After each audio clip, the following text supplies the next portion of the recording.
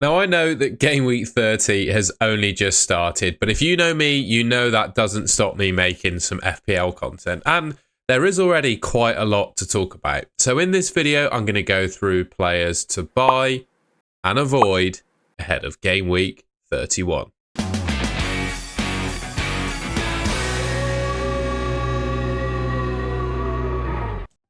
So I've got to start this video by going through the fixtures. I've got a slightly updated view of the fixtures here from Ben Krellin, rather than, well, what we've seen previously with kind of a split view of just the double game weeks. We've got all of the future game weeks of the season, so 30 right up to 38, and we've got a view of how likely double game weeks are to happen, right? So we've obviously got the confirmed double in 32 between, well, involving Crystal Palace and Newcastle, obviously between them because they play each other for each of their respective doubles.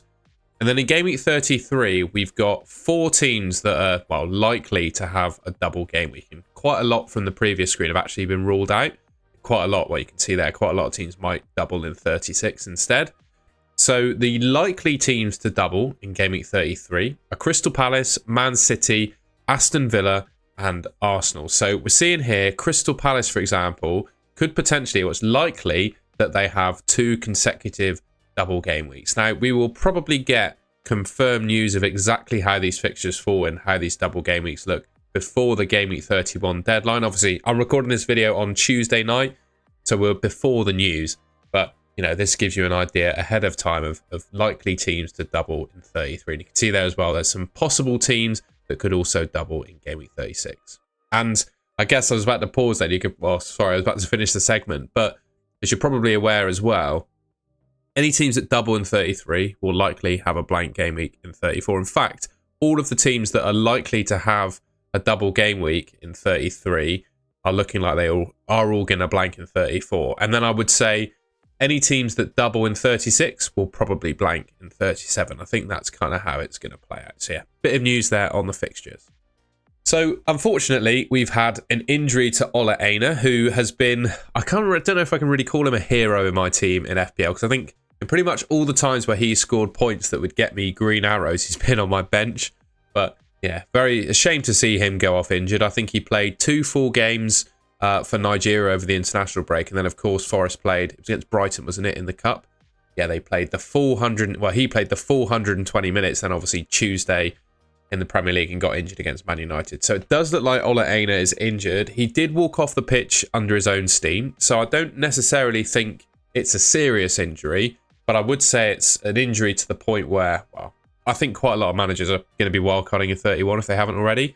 It's to the point where I probably wouldn't be picking Aina on my wildcard and certainly wouldn't consider him from Nottingham Forest anymore. And, you know, I would imagine his price, with how much he's risen since the start, I think he was 4.5 million at the start of the season. He's now like 5.5.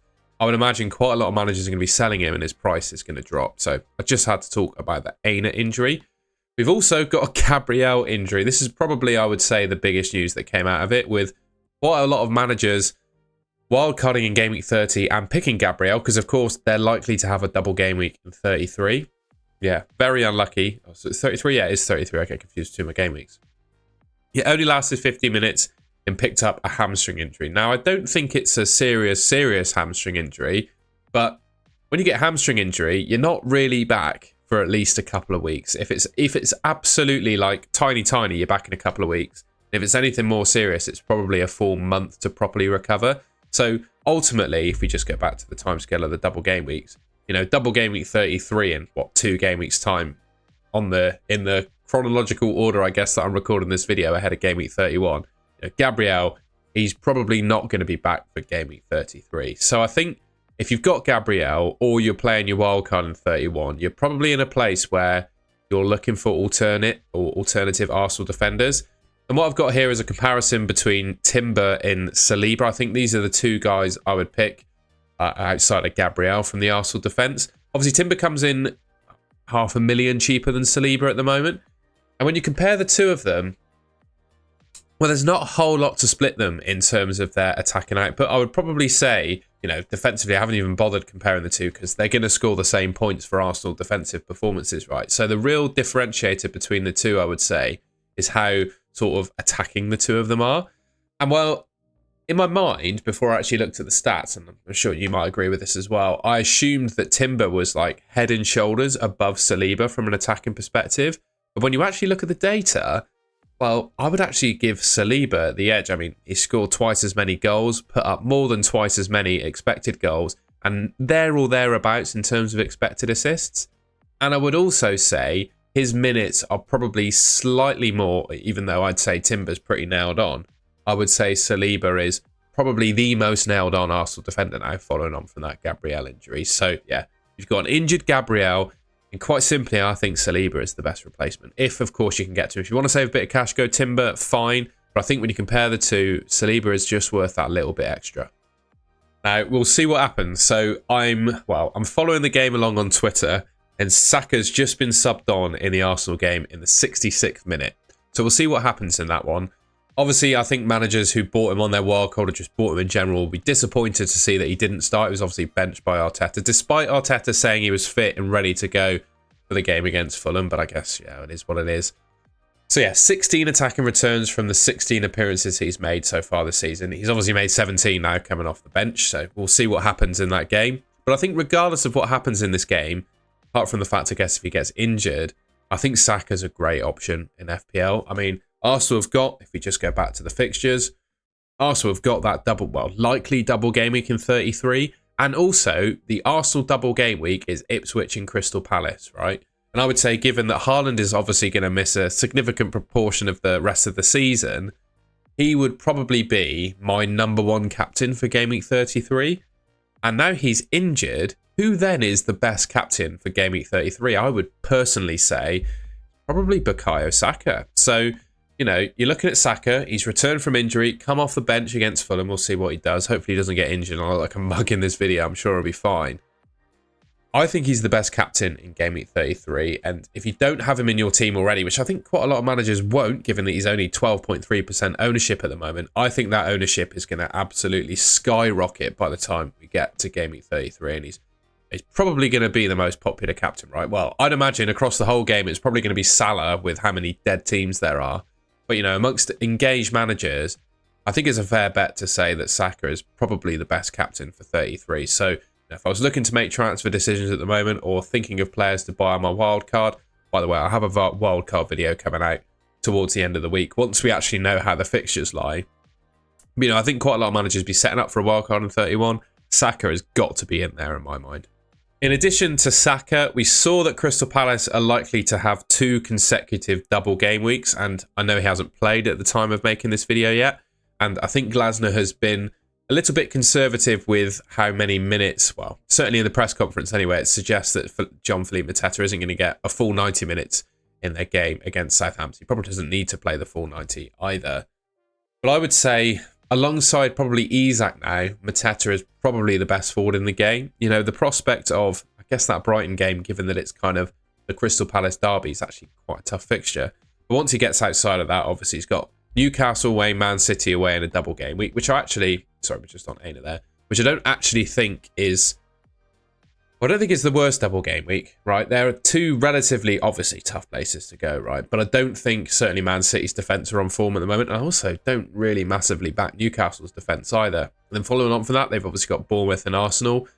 Wouldn't be surprised to see Mateta score in those games. So he's got 4 fixtures in 2 weeks. I mean, I think he's probably, oh, that was a spoiler of another player there. I think he's probably the best forward in the game alongside Isak now. And again, I think he's almost essential to have in your team if you're looking to, well, if you already played your wildcard or looking to wildcard in 31. Next up, we've got Ismaila Sarr. Now, I don't think he's anywhere near as exciting as Jean-Philippe Mateta, don't get me wrong. But again, you know, we've got the prospect of 2 consecutive double game weeks for Crystal Palace. And you look at his numbers in his last 5 games, he's actually put up some really quite respectable numbers. 3 goals in 5 games, 3.84 XG. So it's not like those 3 goals are coming from like luck. He's actually underperforming his XG by like nearly 1.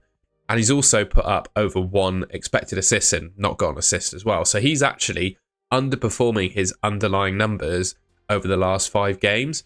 Again, he's got those same fixtures as Mateta. So I think if I was looking to pick a midfielder, given the fact that he's probably got 4 games in 2 game weeks, I think Ismaila Sarr could be a really good option. Alongside that, I think you've kind of got to pick Munoz. I think outside of Mateta and Munoz, you've probably got a bit of freedom as to the kind of third Crystal Palace player you pick. But in my mind, I don't see a way, especially if you're on your wild card, where you don't have at least both Munoz and Mateta in your team, right? Munoz, I've spoken about him in many previous videos I've made.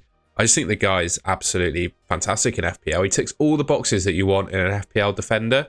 The one thing I like about him, I've said this in all my previous videos, so people are probably bored of it, but he gets returns, guaranteed returns through 3 different means. So goals, assists, and clean sheets, right?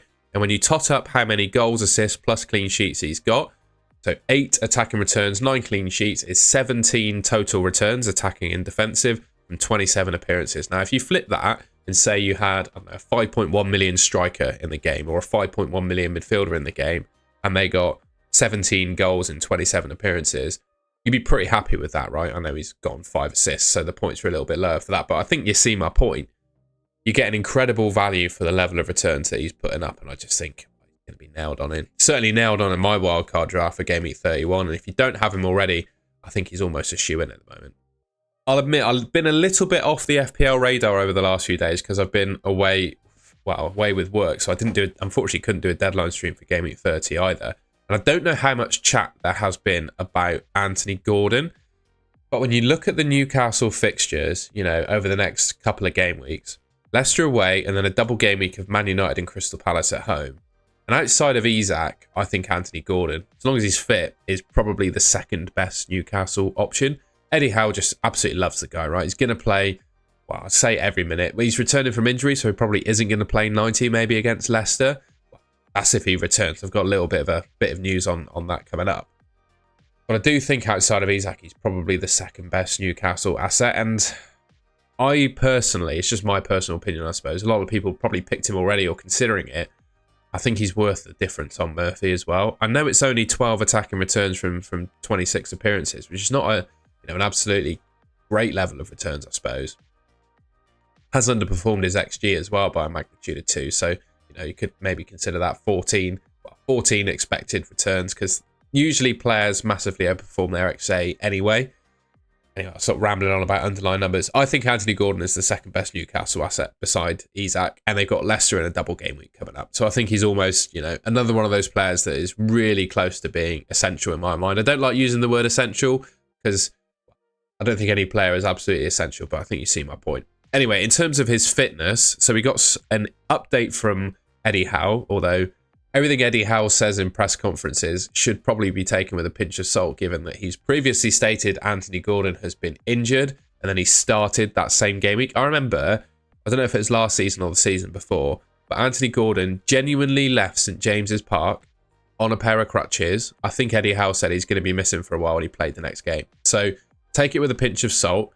He's got some bruising around his thigh, and he's running around and feeling quite good. Not trained with the group yet. He'll do that within the next few days. So in my mind, that means by the sort of weekend, he'll be back training with Newcastle, which is obviously when they've got a game. So it's a bit, I guess, touch and go as for whether he'll be ready for game week 31. I think come that double in 32, he'll be back. And to be honest, just with the nature of Anthony Gordon, how well I think he is with managing injuries and recovering from injuries quickly, I think he's probably going to be back for game week 31. Just my opinion, though. Definitely a player to keep your eye on, and that's the latest we've got. Finally, then, I wanted to talk about Guardiola because obviously Man City have got that potential double game week in 33. But is anyone actually all that impressed with Guardiola of recent? Like, 2 clean sheets in his last 6 appearances being the only returns he's gotten. His attacking returns seemed to almost have completely dried up. Some people I've seen in my live stream chats have suggested that's with Marmoush being in the team.